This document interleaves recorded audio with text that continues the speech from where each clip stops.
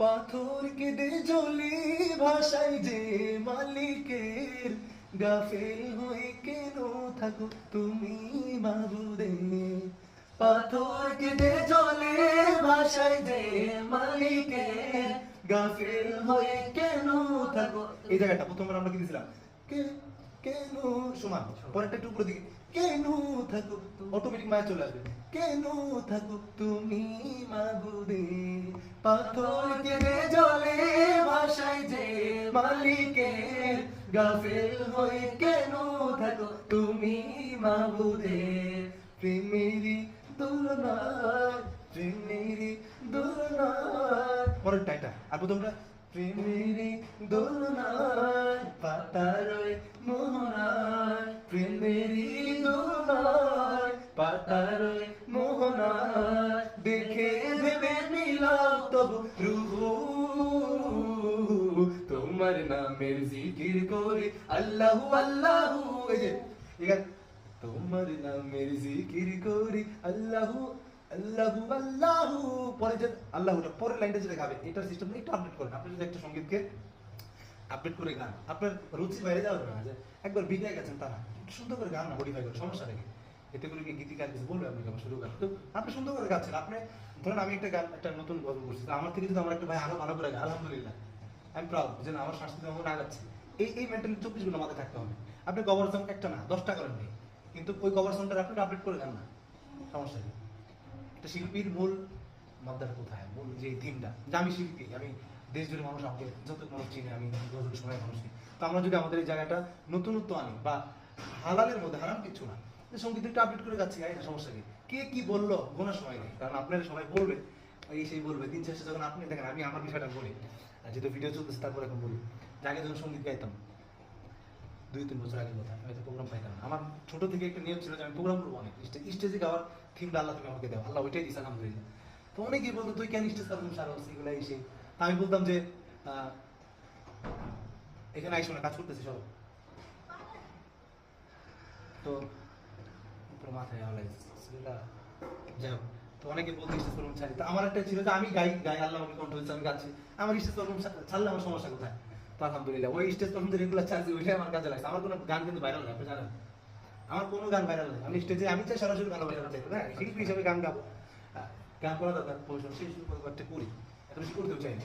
বাকি স্টেজ আমি চাই সরাসরি মানুষ শুনুক, আমার রিয়েল ভয়েসটা শুনুক, এটা আমি এখনো চাইছি, আগে পরও চাবো। এবং আমার সংগঠনের যে কয়জন ভাই ব্রাদার আছে আলহামদুলিল্লাহ, আমি চাই সবাই এদিক দিয়ে আগাক। আমি শিল্পী, আমি ভালো তেলাওয়াত শিখবো, আমি শিল্পী, আমি উপস্থাপনা হইতে হবে। মোট কথা এই সংস্কৃতি আমাদের কালচারাল বিষয়, একটা বিষয় যেন আমার বাদ না যায়। আমাদের তো আপনারা জানেন, চিনেন, যারা চিনেন, একটা অনুষ্ঠান আমাকে ছেড়ে দেন না, দেখেন আমি ওইটা আসি কীভাবে, পুরো একটা অনুষ্ঠান চালানোর যোগ্যতা খালি আমি খালি সেগুলো রাখি। এই জন্য আমার এলাকার আমি একা দিয়ে চলবে না, আপনারা আমার থেকেও বেশি শিখতে হবে ইনশাআল্লাহ।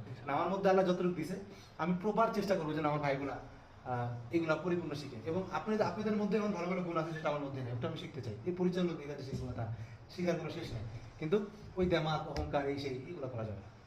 কণ্ঠ আল্লাহ তাআলা আল্লাহ অনেক বড় একটা নিয়ামত, আল্লাহ সবাইকে দেন। বাকি কণ্ঠ মোটামুটি সবাই থাকে, এটা চর্চা করে করে করে এটাকে ঝালাই করে করে আরো আপ করতে হয়, উপরে উঠাইতে হয়। এটাই যে সরাসরি গাওয়ার মানে এটা স্কিলটা বাড়ানো। স্টুডিওর গান স্টুডিওতে উত্তমতা বের করে হ্যাঁ পড়াশোনার কতটা সুন্দর লাগে, কিন্তু সরাসরি স্টেপটা এটা চমৎকার হয়। সরাসরি সঙ্গীতে মানুষের যে ফিলে আসে, আপনি 1000টা স্টুডিওর গানে ফিলে আনতে পারবেন না, প্রথম খোদা আনতে পারবেন না। এর জন্য এটা চাই, কে কি বললো, কে কি কমেন্টস করলো, ওনার সময় নেই, এগুলো দেখে লাভ আছে? ওই জানি কারা কি করে, ওই দিনে একটু লাগে যখন করে, এতটুকু বোঝা আছে, 13-14 বছরের কাজ করি, এতটুকু বুঝি। এই জন্য এই লাখ আমি চাই ইলাকের প্রত্যেকটা সদস্য আপনি মাশাআল্লাহ এখন আসে সময় দিচ্ছেন, এটা খুব ভালো লাগে। গাওয়ার চেঞ্জ অনেক বেশি, মেহনত থাকলে আর চেষ্টা থাকলে যে মানুষ কিছু হয়, বা এটার উপরে না আমার হবে না, এটা মানে স্বাবলম্বী হয়, এটা গহুর বাই তার প্রমাণ।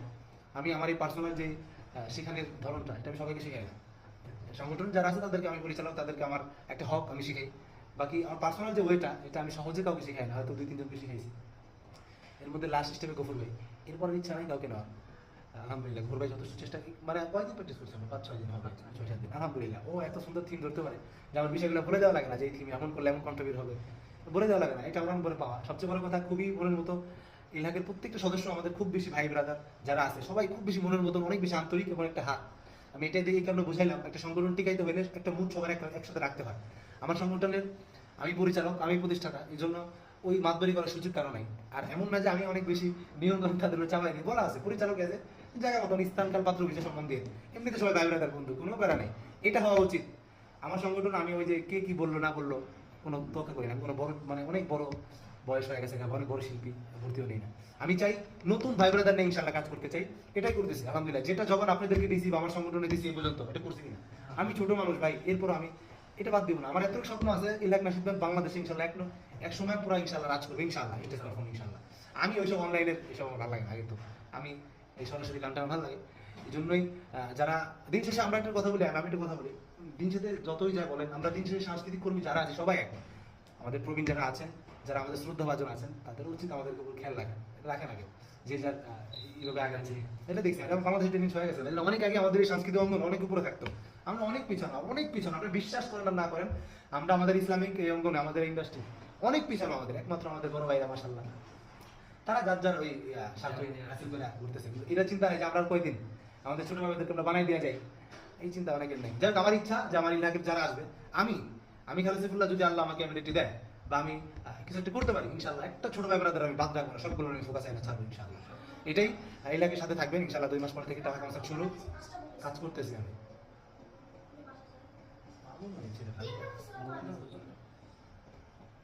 যাই হোক, সরি স্টুডেন্ট একটু ডিস্টার্ব করে। এটাই যে ইনশাল্লাহ 3 মাস পরে বা 2 মাস পর থেকে দেখা হবে ইনশাল্লাহ অনেক কনসার্টে, অনেক অনুষ্ঠানে। আপনাদেরকে অনেক ভালোবাসি, ইলাকাকে আপনারা অনেক ভালোবাসেন, আর দোয়া চাই অনেক বেশি, আল্লাহ যেন আমাদের ইলাকাকে অনেক দূরে